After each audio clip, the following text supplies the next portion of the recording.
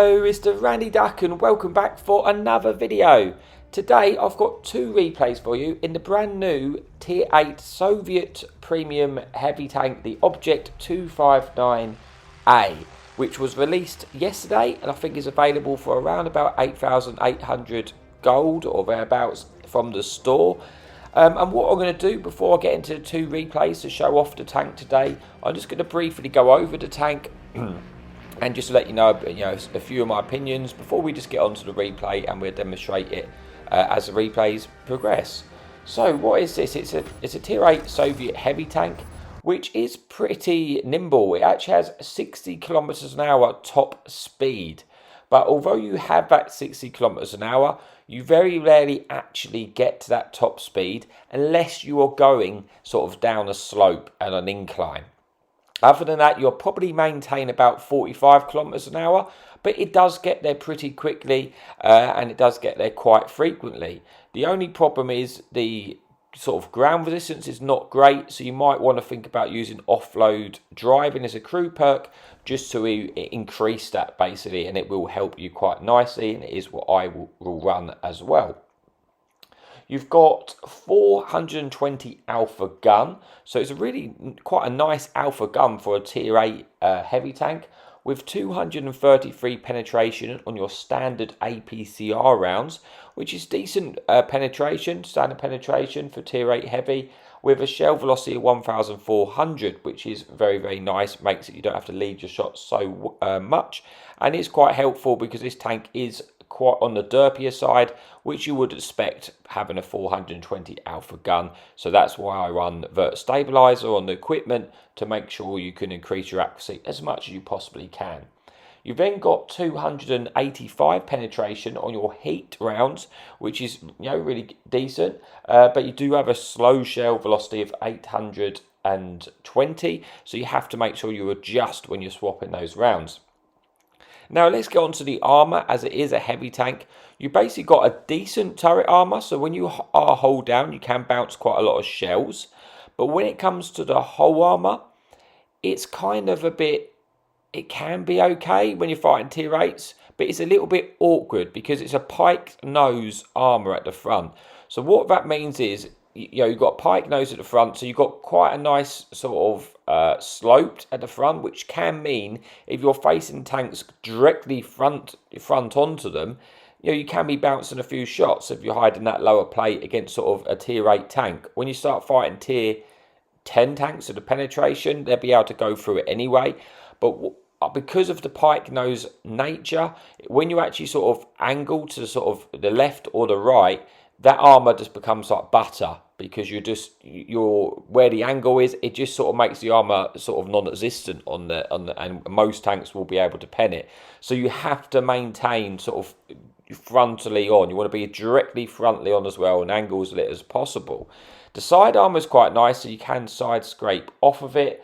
But like I say, the armour can be a little bit awkward. It then has 6 degrees of gun depression, which I guess it's better than 5, but it can make playing ridge lines very, very awkward.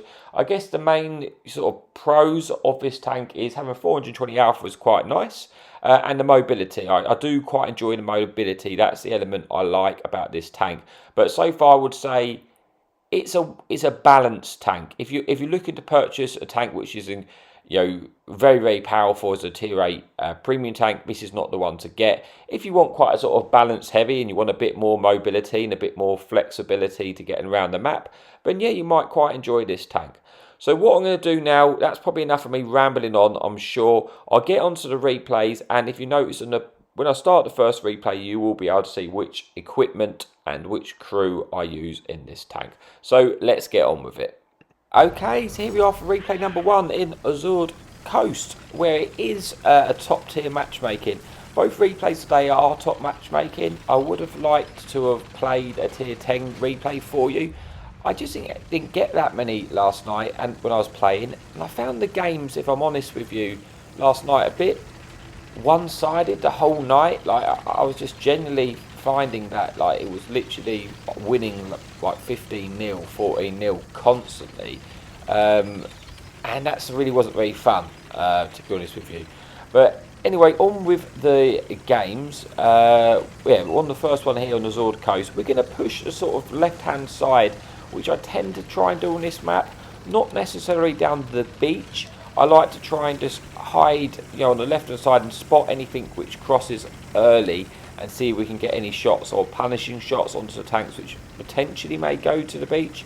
So we're moving up into position, and like I said, I suspect very, very shortly to come into an engagement with some tanks. We do spot this enemy Dragon, and we are going to make sure we full aim that shot. We do penetrate it going through the cover because we have that APCR round. Unfortunately now there is a few tanks which have an angle on me in the water, which also have a lot of gun depression and can play that ridge line quite nice, and that's going to be awkward for us. But we are trying to side scrape off of this rock here. Unfortunately, like I say, tanks have been able to pen sort of the frontal hull armour there, whereas I suppose I was angling slightly, and I've decided that this is not the engagement I want to fight at. So I'm just going to change my angle and see if I can work any different places to get some shots in, because so far I have sort of lost a few hit points.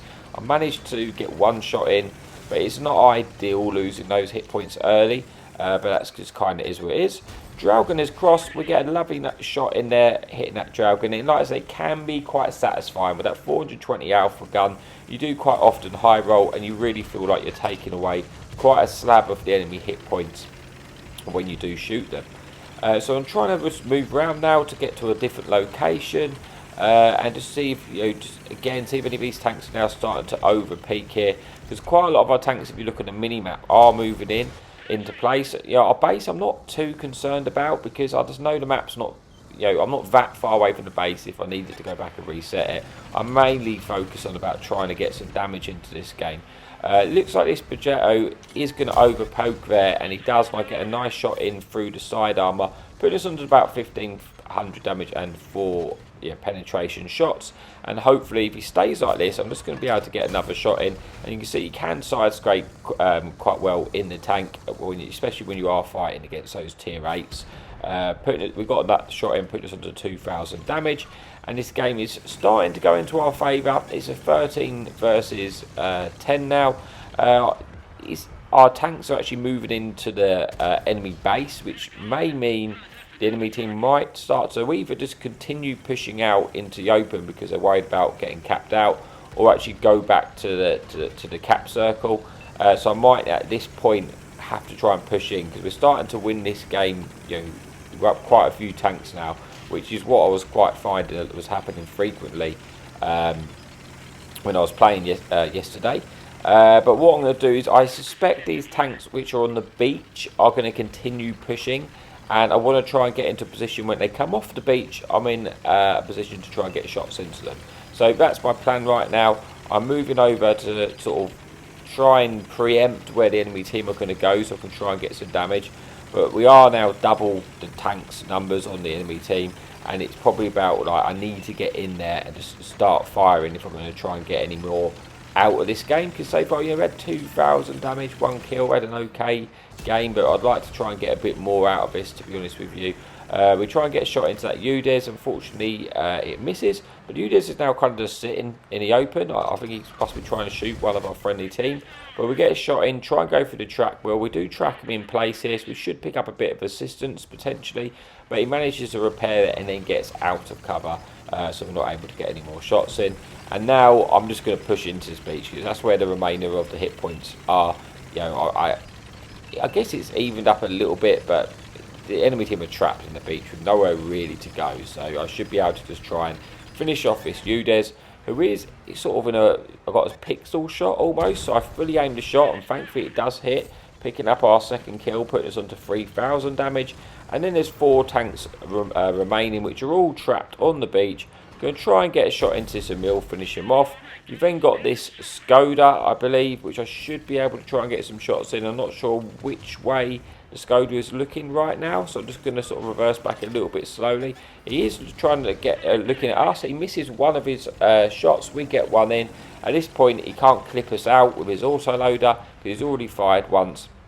So I should be able to push forward safely enough to get the kill in. And as he reversed back, increasing the slope on his armour, we're able to get that shot in, putting us on to just shy of 4,000 damage with 4 kills and only 2 enemy tanks remaining. So we're going to try and push over now to see if we can finish this enemy heavy tank off and just try and pick up a little bit more damage. But like I say, the tank is on a bit of the derpier side, and you are about to sort of witness that sometimes this tank will miss, because I wasn't fully aimed there, to be fair, and I missed a shot, and that was more out of frustration of myself, because I thought, well, I'm just not going to get any more damage now. But thankfully I was able to get one last shot in before that tank got finished off, putting us on to 4,300 damage, I think 29 track assistance, and getting the 4 kills and brings us into the first replay with 1,270 blocked.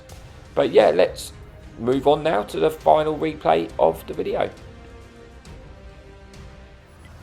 Okay, so here we are for the second replay then on mines. Now, it is tier 8 again, because like I say, I was getting a lot of tier 8 matchmaking yesterday, and I think it's because String Theory is currently running, so a lot of people are probably trying to grind out some tanks. So I'm going to try and get into position, which I do quite often like to use on mines when I get it from this spawn, and that's to try and get cross shots onto the enemy team as they push over to the hill. The main risk is getting there, and I didn't want to get spotted too early, which I have by this light tank.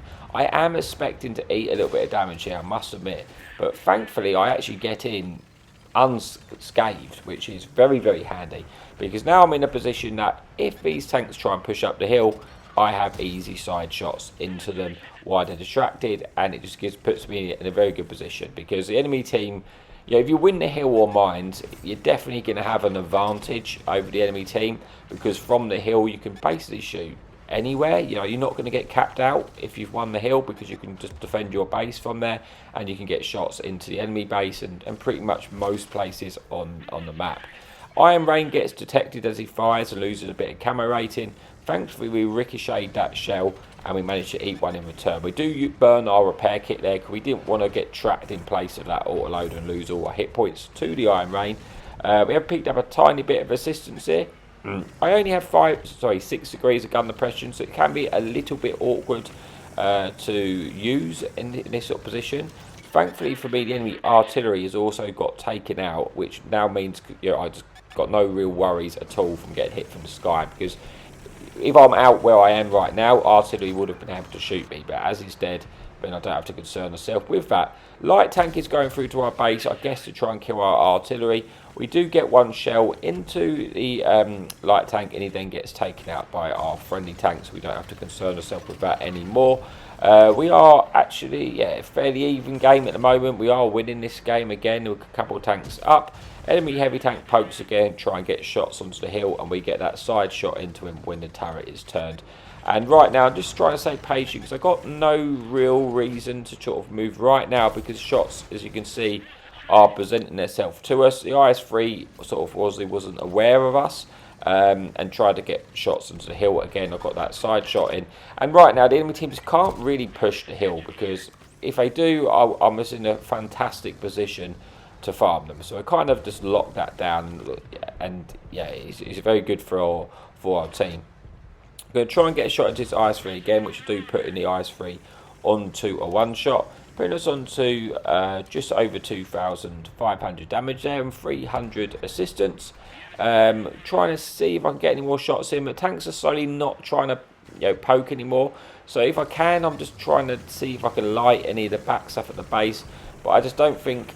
I'm kind of thinking it might be time for me to move to a different location, and in my mind right now I'm thinking about potentially going in the low ground, just to my right in the riverbed, and try and push up and see if we can get any shots into the enemy team that way. So that's what I'm doing now. I think this position's sort of outlived itself. I'm not going to get much more from this, and I'm going to try and get out of it, and hopefully I don't take any damage going down there, which I could have done, going down there quite aggressively. And just going to see if we can try and get into a position now to get any shots onto the enemy teammates from this position, because it doesn't look like they've got much down the one line, which is going to give me free reign just to keep pushing up. I know we've got an enemy medium tank to our left. We're going to try and get a shot into this J-Panther, putting a J-Panther onto a one shot, and then we should be able to take out the medium tank, the enemy team will get trapped in the base, and we should be able to try and maybe even pick up some assistance, but more likely just try and get a bit more damage. So the enemy medium tanks on a one shot. I was just checking no TDs had shots at us. I actually get lucky and ricocheted that. I was expecting to trade it, but now I am getting shot from the right, which I know will be that J Panther. But because he's got a high rate of fire gun, I know exactly where he is. He's in this bush, so I'm just going to blind fire him. But I get unlucky that that shot just hits his tracks and doesn't finish off the kill. I was unlucky not to pick up the blind fire kill on that J Panther. But the J Panther has obviously moved back, and I'm no longer concerned about the J Panther. I'm going to see if we can finish off this enemy heavy tank. Unfortunately, my shot goes a bit too high, and we bounce there off of the side armour. I really should have swapped the APCRs at this point. I don't need the heat shells. I only have them going because I just keep forgetting to swap the button. I don't want to lose time on my reload because it's only 2 tanks left, and I'm trying to just get as much damage as we can. But that heat shells with this tank, like the shell velocity is a bit, is very, very slow. So and usually stick to the APCR until I definitely need that pen, just because the shell velocity is really, really nice. But right now there's only this one tiger left, and I want to just try and get as much damage out as I can. I've put myself onto about 4,000 damage with 2 kills, but unfortunately for me, this Caliban's come round and absolutely derped him and destroyed all his hit points. So I wasn't able to get any more shots off for more damage, but do pick up the kill. Brings us then to the video with 3 kills, 4,000 damage, 400 assistance, and 2,400 blocks.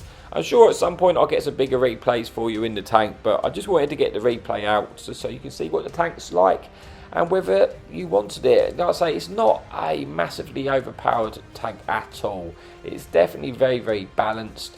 I'm kind of like, I don't mind the tank at all. It's okay. I have bought the tank. Would I recommend it? I don't know if I would. I think it's sort of an okay tank. It's nothing special, but I do quite like the mobility. I do like that 420 hours.